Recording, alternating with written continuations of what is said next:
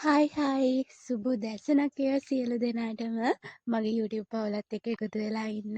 ඉතින් අද අපි යමු බුදුන් වැඩම කරපු දේශයක් වන මහියංගන චෛත්‍යරාජානන් වහන්සේ වැඳ පුදා ගන්න.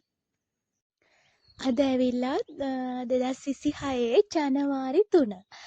කියන්නේ දොරටු පුරපසළොස්වක පොහොය යෙදිලා තියෙන දවස. ඉතින් මට හරිම සතුටුයි. අවුරුද්දේ 15 වෙනි පොහොය දවසේ බුදුහාමුදුරුවෝ වැඩම කරපු ස්ථානකට ඇවිල්ලා වන්දනාමාන කරගන්න ලැබුණ එක ගැන බෞද්ධයෙක් වශයෙන් මට මාර සතුටක් තියෙන්නේ අද දවසේ.